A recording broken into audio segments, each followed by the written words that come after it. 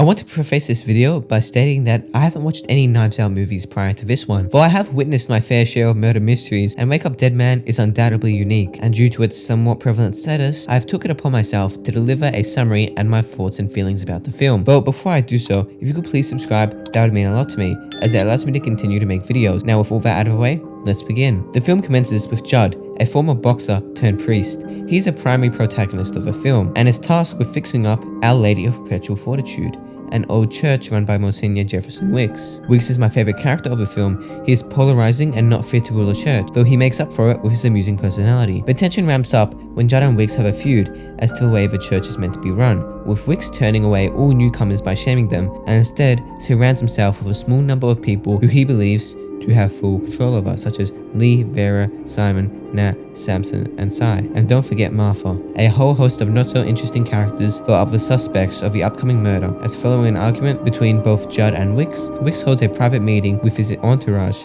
this being important later on, but for now all you have to know is that Judd wasn't invited. Following the meeting, Wicks resumes his duty at the church, though tragedy strikes when he is giving a speech, as he takes a little rest in a booth to regain his energy, though he never makes it out, with him having been stabbed in the back, with this being the start of a mystery. Now of course, the number one suspect is Judd because of a supposed beef. However, Blank isn't so convinced of her protagonist's skill, so the two of them work in tandem with one another to bring the killer to justice. Clues they find are a red devil head, surveillance footage with glitches at a suspicious moment, which is a telltale sign of some use of a remote due to their interference, and the most prominent of the discoveries is a flask in which Wicks had owned, with Judd having taken it off Wicks' dead body following his death, as a means of maintaining Wicks' reputation, this proving invaluable to the investigation, with the perpetrator having not accounted for it. And although at first the murder seems impossible to solve, these clues provide a more constructed approach to a murder, a means of creating a spectacle to which comes to light later on. Whilst Judd and Blank gather evidence, they uncover the backstory behind Wicks' grandfather and the vast fortune he had, this being segmented throughout the film, with it being fronted at the beginning of the story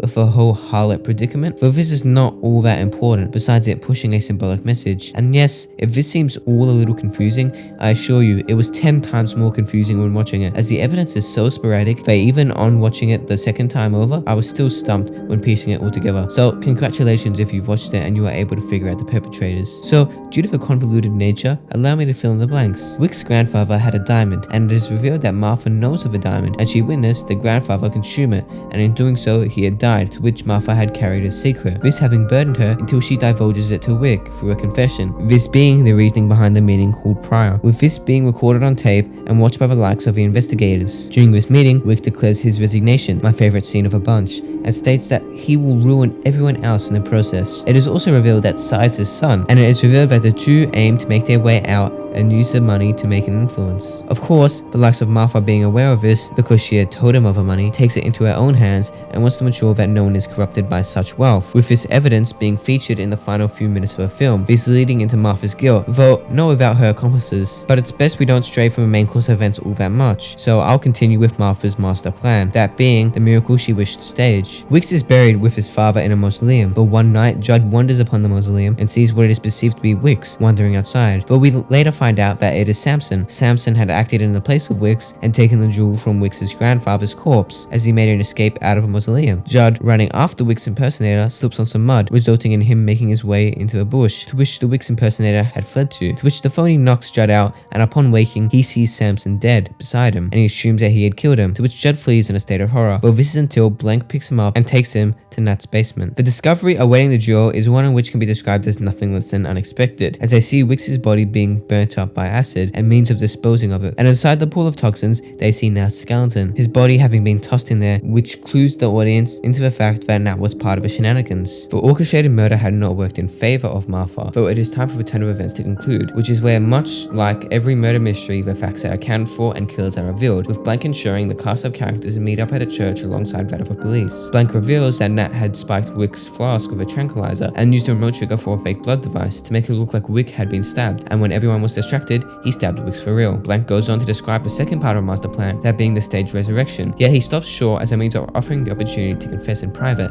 as a means of sparing her from the judgment of her peers. Martha takes Blank up on his offer, to which everything regarding the resurrection is revealed, and this is where the audience learns of Martha's plan to hide away the jewel, and how Samson's devotion to Martha had resulted in him being killed by Nat, this ridding Judd from his guilt, as it is revealed that whilst Judd was knocked out, both Samson and Nat got into a quarrel, as Nat wanted the diamond, and thus in order to keep it for himself, he had to kill both Samson and Martha, and so he stabs Samson and flees, which is when Judd wakes after being knocked out. When Martha finds out that Samson is deceased, she knows that Nat had been corrupted by the wealth. This is when she makes her way to Nat's basement and sits and has coffee with him. Nat exclaims the plan was a success, not knowing that Martha is aware of his deceit. This in turn causing Nat's plan to fail, as he had poisoned Martha's coffee, though Martha drops the jewel to get Nat to look away, and in doing so she switches the cups and so that Nat drinks the poison, to which he dies, and Martha then discards of his body. The reveal takes us back to present day, though following the confession, it is brought to light that she had poisoned herself as well, as a means of finding closure, and so Judd grants her forgiveness before she dies. The diamond rolls off her corpse, to which the ending takes place, and the church is renewed. And as for the diamond, it is hidden in a crucifix that sits on the wall of a church, so that no one is tempted by such riches. Now that the summary is out of the way, I'll say what I liked about the story and what I didn't like all that much. The story is not your standard murder mystery. Usually you're able to draw some pieces of evidence together in the first few scenes following the murder. However, the clues that are given off the bat are so heavily distorted, and the orchestrated crime is so extreme, as let's be real, who assumed that there was going to be acid, that you couldn't possibly have guessed all the killers and the way that the kill was conducted. The extreme take is quite interesting, as it adds to the grandeur of the reveal sequence, though it is a double-edged sword, as it strays from the expected murder mystery genre, which may result in people being let down by the movie if they were expecting a run-of-the-mill murder mystery. Another aspect I liked is the prior mentioned resignation scene. Rick's character is interesting and proactive, and I became increasingly engaged as his true character is revealed, so it is quite a shame that he had limited permanence. Now, as for what I didn't like, there are a few things. First off is a skewed take on religion. We went for the most polarizing view, with Wicks being pure evil and Judd being pure compassion. There was no middle ground, and this flip-flop approach is likely to turn religious viewers away, as the film is criticism for organized religion, and in my opinion, could have been gone about in a more nuanced way. And due to the primary focus of the story being the murder, and the murder being carried out for the sake of upholding said religion, the foundation comes crumbling down, as a rivalry-based approach isn't exclusive to religion, and I think of far better environments in which a construct would flourish, instead of it being implemented in the vast landscape of religion. The next piece for improvement was that despite the movie being fast-paced, it clocks in at 2 hours and 30 minutes, and I personally felt bored midway through the movie, as Judd would question his drive and purpose what seemed like every 2 minutes, and the confliction only added to the polarizing approach. It was really overdone, so much so that the first time I watched it, I had to split the film into 2 segments. Now don't get me wrong, length is not an issue. I love long movies. Shining is a rather long movie, especially with the added scene, and it's my favorite film, though that's not solely due to the pace, as a controlled tension and climax makes the film shine through, whereas Dead Man Wake Up is a very volatile experience, meaning that it hooks the audience only to let them down. The movie is good, though I doubt I'll ever watch it again, as it protrudes too far from the standard murder mystery genre, with the alternate aspects such as religion seeming more of a gimmick than valid criticism or conviction. With this in mind, I believe that the film is deserving of a 4.5 out of 10, though of course I recommend you watch it for yourself so you can come to your own conclusion, and with that, I wish you a good night.